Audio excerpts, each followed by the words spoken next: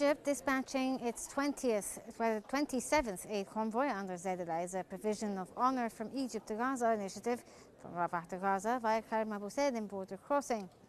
The second batch of Egypt's 27th humanitarian aid convoy has departed towards Gaza. This convoy carries essential supplies including rice, infant formula, flour, oil, sugar and cheese. Trucks also transported canned meals and legumes to support those in need. Despite ongoing Israeli bombardment in Gaza, efforts continue to deliver aid. However, Israel persists in blocking fuel trucks from entering Gaza, and the Egyptian convoy includes aid sent from Arab and Islamic countries through Harish. Notably, this shipment contains large quantities of personal care items specifically for women and children, underscoring the urgent humanitarian response amid conflict.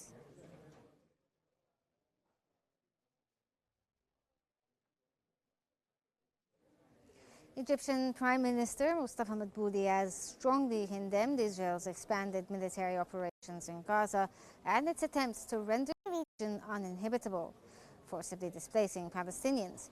He denounced Israeli settler violence and settlement activities in the West Bank aimed at undermining the two-state solution.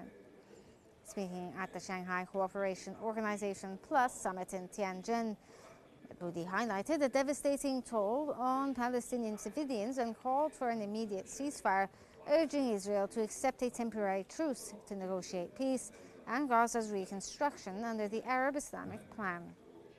He reaffirmed Egypt's support for a Palestinian state within the 1967 borders and backed Chinese initiatives for global reforms and financial system overhaul to aid developing nations.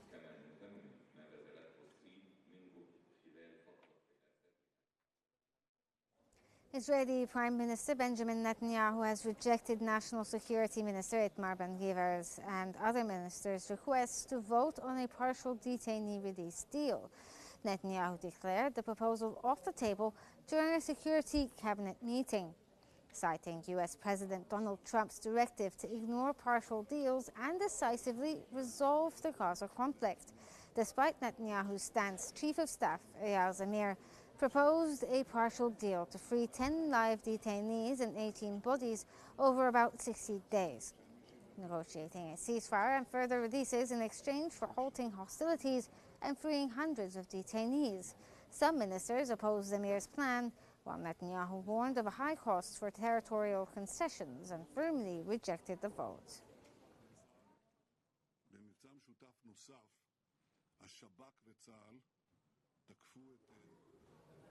Lebanese President Joseph Aoun has met with Prime Minister Nawaf Salam to prepare for the upcoming cabinet session scheduled. Their discussion focused on key agenda items, notably the disarmament of Hezbollah and the consolidation of weapons under state control.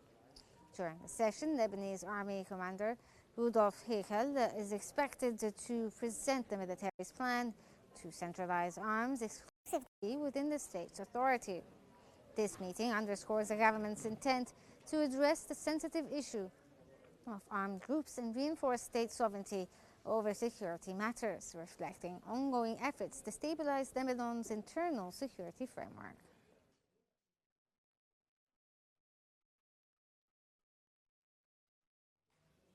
Russian President Vladimir Putin has stated at the Shanghai Cooperation Organization summit the Western efforts to integrate Kyiv into NATO are a primary cause of the Ukraine conflict. He attributed the crisis largely to a 2014 Kyiv coup, which he claims was instigated by the West, and warned that NATO's expansion poses a direct threat to Russia's security.